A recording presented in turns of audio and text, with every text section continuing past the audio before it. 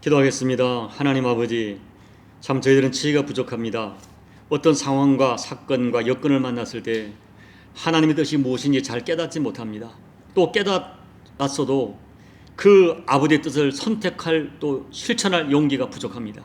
오늘도 아버지께서 저희에게 은혜와 용기를 더해 주셔서 이 아침에 아버지 은혜를 간절히 바란 자들에게 하늘의 권능을 부어 주셔서 어떤 상황과 여건마다 진리를 분별하게 도와주시고 분별된 진리를 선택하여 나갈 수 있는 용기를 더해 주셔서 아버지 단 하루를 살아도 하나님 앞에 의미 있는 인생을 살아갈 수 있는 저희가 될 수 있도록 아버지 축복해 주옵소서. 이 아침에 말씀으로 저희를 가르쳐 주시옵소서. 예수님 이름으로 감사하며 기도하옵나이다. 아멘. 사도행전 오늘 5장 3절로 11절 말씀, 어제 읽었던 본문을 한 번 더 읽습니다. 베드로가 이르되 아나니아야 어찌하여 사탄이 내 마음에 가득하여 내가 성령을 속이고 땅값 얼마를 감추었느냐. 땅이 그대로 있을 때에는 내 땅이 아니며 탄 후에도 내 마음대로 할 수가 없더냐. 어찌하여 이 일을 내 마음에 두었느냐. 사람에게 거짓말한 것이 아니요 하나님께로다. 아나니아가 이 말을 듣고 엎드려져 혼이 떠나니 이 일을 듣는 사람이 다 크게 두려워하더라. 젊은 사람들이 일어나 시신을 싸서 메고 나가 장사하니라. 3시간쯤 지나 그의 아내가 그 일어난 일을 알지 못하고 들어오니 베드로가 이르되 그 땅 판값이 이것뿐이냐 내게 말하라 하니 이르되 예 이것뿐이라 하더라. 베드로가 이르되 너희가 어찌 함께 꾀하여 주의 영을 시험하려 하느냐. 보라 내 남편을 장사하고 오는 사람들의 발이 문 앞에 이르렀으니 또 너를 메어 내가리라 하니 곧 그가 베드로의 발 앞에 엎드려져 혼이 떠나는지라. 젊은 사람들이 들어와 죽은 것을 보고 메어다가 그의 남편 곁에 장사하니 온 교회와 이 일을 듣는 사람들이 다 크게 두려워하니라. 아멘. 여러분 참 아나니아와 삽비라 사건은 충격적인 사건입니다. 해석이 참 쉽지 않습니다.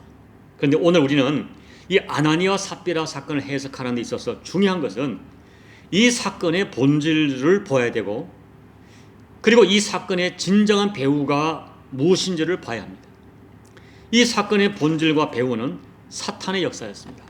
3절 말씀 읽어드립니다. 베드로가 이르되 아나니아야 어찌하여 사탄이 내 마음에 가득하여 내가 성령을 속이고 땅값 얼마를 감추었느냐.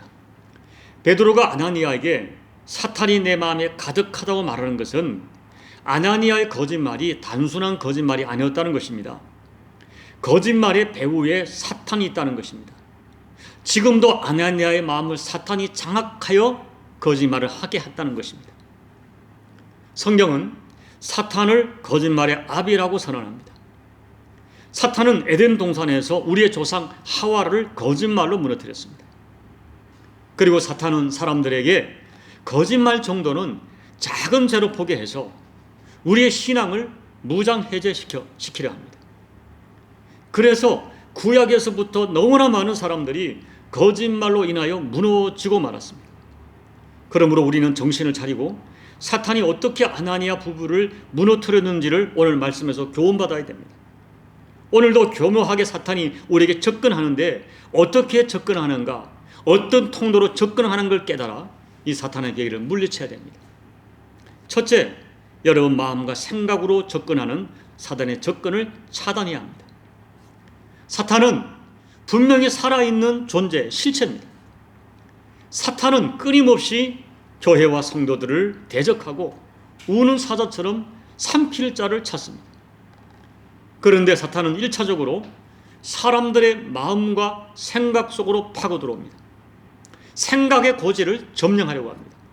3절 말씀에서 사단이 마음에 가득하다는 말은 사단이 던져준 생각이 아나니아와 삽비라 마음과 생각을 온통 점령했다는 것입니다.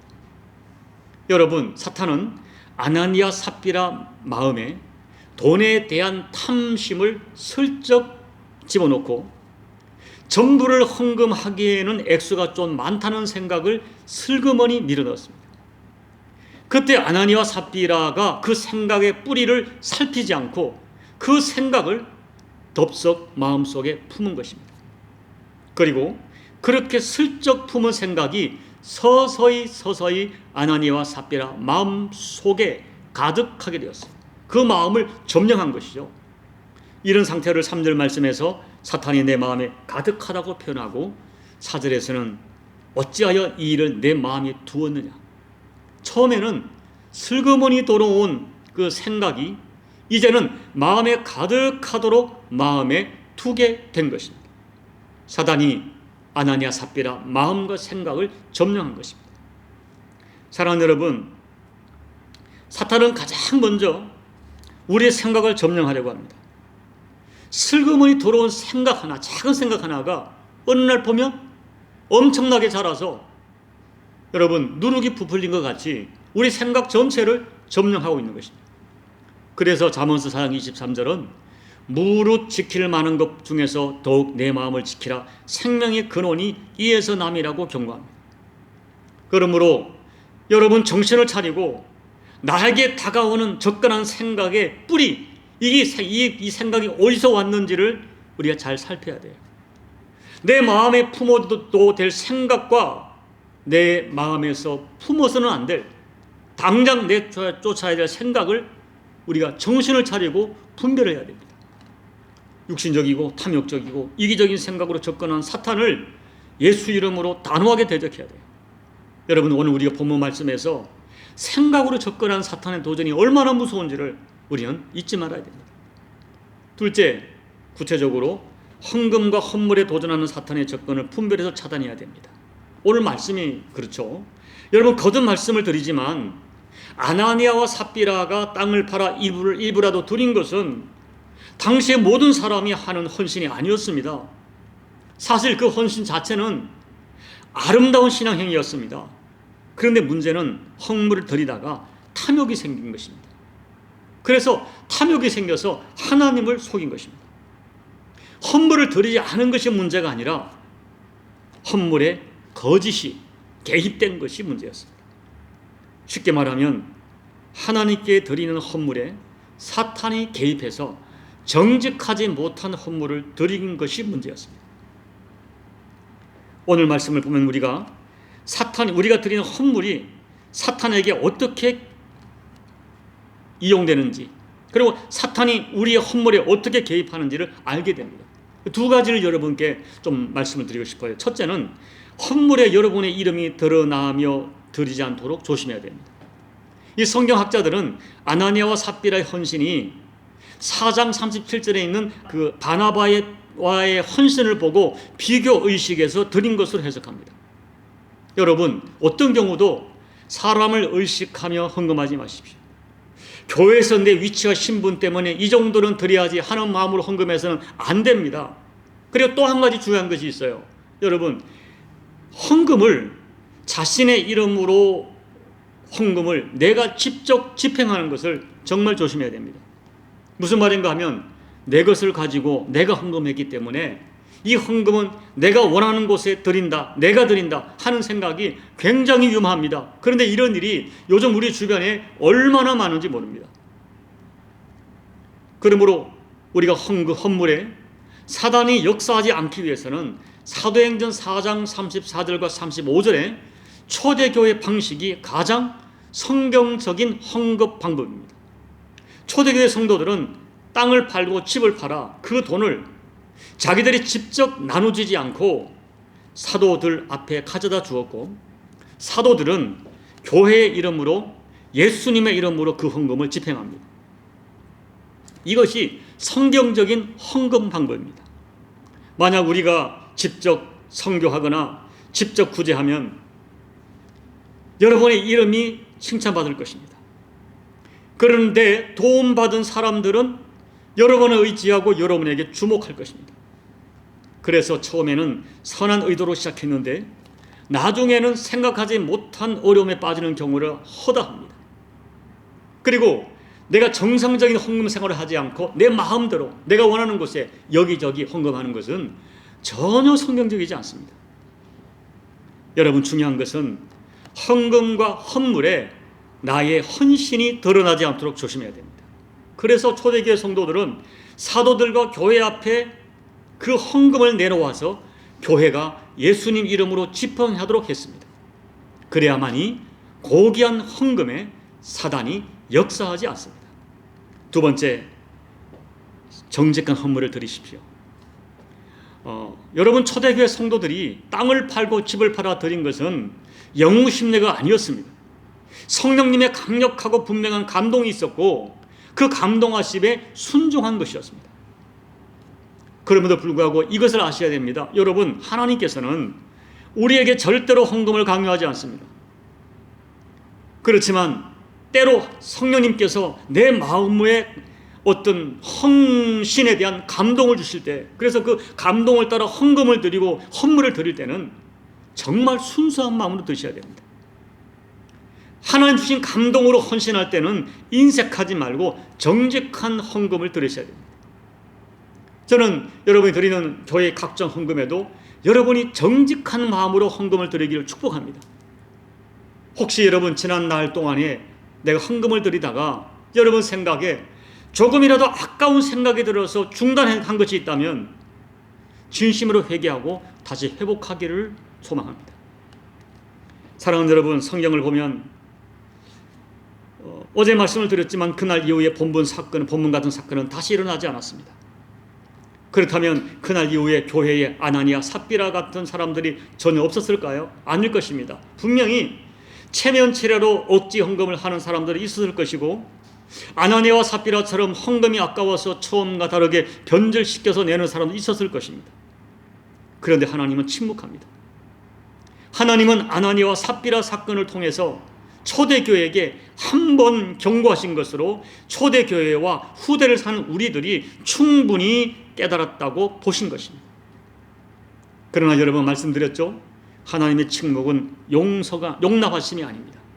어제 드렸던 누가복음 13장 4절 6절 말씀을 다시 읽어드립니다. 이 사람들이 모든 다른 사람보다 죄가 있어도 더 그런 줄 아느냐? 너희에게 이르노니 아니라 너희도 만일 회개하지 아니하면 다 이와 같이 망하리라. 여러분, 예수님의 말씀을 정말 진지하게 받기를 여러분 부탁을 드립니다. 이제 말씀을 정리합니다. 신앙이란 것은 사람의 인정에 주목하는 것이 아닙니다. 하나님의 마음을 얻는 것입니다. 하나님의 기뻐하심 무엇인 일을 생각하고 하나님의 기뻐하심에 우리가 주목하는 것입니다. 그러므로 성도는 늘 하나님 앞에 서 있는 마음, 코람데오라고 하는 이 마음, 하나님이 정말 여기 살아계신다는 그런 코람데오에 두렵고 떨리는 마음으로 자신을 살피며 살아야 됩니다. 아나니아란 이름은 여호와의 은혜란 뜻이고 삽비라의 이름의 뜻은 아름다움이란 뜻이지만 이 두 분은 거짓과 위선으로 자신의 이름대로 살지 못했을 뿐 아니라 안타깝게도 회개할 기회도 얻지 못한 채 죽었습니다. 오늘 저와 여러분은 크리스찬, 성도, 하나님의 자녀라고 하는 아름다운 이름과 신분을 가지고 있지만 이 이름에 부끄럽지 않는 위선적인 삶을 살지 않도록 결단하고 또 결단해야 됩니다. 항상 말씀과 기도로 자기를 성찰하며 살아야 됩니다. 어떤 종교적인 행위보다도 하나님 앞에 정직을 가장 소중한 가치로 여기고 신앙생활해야 됩니다. 부디 하나님 앞에서 경건한 두려움을 가지고 거짓 없는 진실한 삶을 살려고 애쓰시다가 살아계신 하나님의 마음을 얻는, 하나님 아버지의 마음을 얻는 우리 모두가 되시기를 예수님 이름으로 축복합니다. 아멘. 우리 찬송가 342장 찬양하시겠습니다. 너 시험을 당해 죄 짓지 말고 너 용기를 다해 곧 물리치라. 너 시험을 이겨 새 힘을 얻고 주 예수를 믿어 늘 승리하라. 우리 구주의 힘과 그의 위로를 빌라. 주님 내 편에 서서 항상 도우시리. 내 친구를 삼가 잘 선택하고 너 언행을 삼가 늘 조심하라. 너 열심을 다해 늘 충성하고 온 정성을 다해 주 봉사하라. 우리 구주의 힘과 그의 위로를 빌라. 주님 내 편에 서서 항상 도우시리. 잘 이기는 자는 상 받으리니 너 낙심치 말고 늘 전진하라. 내 구세주 예수 힘 주시리니 주 예수를 믿어 늘 승리하라. 우리 구주의 힘과 그의 위로를 빌라. 주님 내 편에 서서 항상 도우시리. 하나님 아버지, 아나니아 삽비라의 충격적인 사건을 보면서 우리가 다시 한번 하나님 앞에 정직한 영을 회복하기를 원합니다. 특별히 하나님 아버지, 사탄이 우리의 약점을 너무나 잘 알고 있습니다. 오늘 아나니아 삽비라처럼 우리가 얼마나 물질에 약한지, 하나님께 헌물을 드리면서도 때로는 아까운 마음이 들고 줄여서 드리고 정직하게 드리지 못할 때가 정말 많습니다. 또 헌금과 헌물을 내가 열심히 일해서 번 돈 내 것이기 때문에 내가 원하는 곳에 내 뜻대로 내가 원하는 사람에게 집행할 때도 많이 있습니다.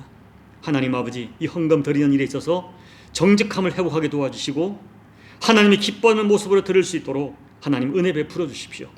오늘 아나니아 삽비라 사건이 우리 가운데 충격적이지만 이 충격을 주어서라도 깨닫게 하시려는 하나님의 선한 의도와 하나님의 강한 의지를 깨달아 우리 사랑하는 교우들 하나님의 세미한 음성을 듣고 결단하도록 은혜 베풀어 주옵소서. 예수님 이름으로 감사하며 기도하옵나이다. 아멘. 여러분 오늘 말씀을 잘 분별하시고 여러분 하나님 앞에 정말 정직하십시오. 특별히 여러분, 사탄은 우리 약점을 잘 알고 있습니다. 얼마나 우리가 물질에 약한지 알고 있습니다. 하나님께 드리는 헌물, 하나님이 강요하지 않았지만 내가 이미 드리기로 작정했으면 정직하게 드려야 됩니다. 순수하게 드려야 됩니다. 여러분 이것에 대해서 오늘 하나님 앞에 여러분 자신을 비춰보고 결단하고 기도하시기 바랍니다. 오늘도 코로나를 고통하는 열방을 위해 간절히 기도해 주시고, 특별히 조국 대한민국이 대선이 끝났는데 국민의 마음이 화합되고 나눠진 마음들이 하나 될 수 있도록 여러분 중보하며 기도해 주시기 바랍니다. 북한 땅에 있는 동포에 기도해 주시고 우크라이나 위에서 기도해 주시고 각자의 개인 기도로 예배를 마무리해 주시기 바랍니다. 하나님 아버지, 우리도 알고 있습니다. 우리도 아나니아 삽비라처럼 물질에 참 약하고 때로 하나님께 헌물을 드릴 때 아까운 마음이 들고 탐심이 들 때가 있습니다. 하나님 아버지, 우리에게 정한 마음을 더해 주십시오. 아버지께서 내 마음을 감동할 때, 격동할 때 마땅히 내가 어떻게 내 인생을 드려야 될지 하나님 깨닫게 하실 때 용기를 가지고 헌신하게 도와주시고, 우리가 헌신할 때 정직한 헌신을 할 수 있도록 하나님 도와주십시오. 하나님께서는 예물 드리지 않은 것을 탓한 것이 아니라 예물에 녹이 끼고 예물에 아버지 참 거짓이 낀 것을 경고하십니다. 구약시대 주의 백성들이 하나님께 제물을 드리지 않은 것이 아니라 제물을 드릴 때 하나님을 속이면서 거짓 예물을 드린 것이 큰 문제였습니다. 우리가 오늘도 말씀을 통해 깨닫게 도와주시고, 이렇게 강한 아나니아 삽비라를 통해서 강하게 경고하시는 하나님의 선한 의도를 깨달아 우리 교우들 회복의 은총을 경험하도록 도와주옵소서. 오늘도 나라와 민족과 열방을 위해서 간절히 기도할 때 하나님 응답해 주시고, 교우들의 기도 속에 성령님이 강하게 역사해서 우리가 무엇을 기도해야 될지 깨닫게 도와주시고, 육으로 기도하지 않고 영으로 기도할 수 있도록 의영을 깨워주십시오. 사랑하는 가족들 끌어안고 눈물로 기도하는 그 눈물을 기억하셔서 눈물의 기도 속에 있는 그의 남편과 그의 아내와 자녀들이, 부모들이, 자식들이 하나님 은총을 입도록 축복해 주십시오. 아버지, 이 종도 정직한 영으로 교회를 섬기며 정직한 영으로 내 인생 남은 이끌어갈 수 있도록 아버지 은혜 베풀어 주십시오. 하나님 앞에 정직할 수 있도록, 정직한 목양을 할 수 있도록 아버지 은혜 베풀어 주시옵소서. 아버지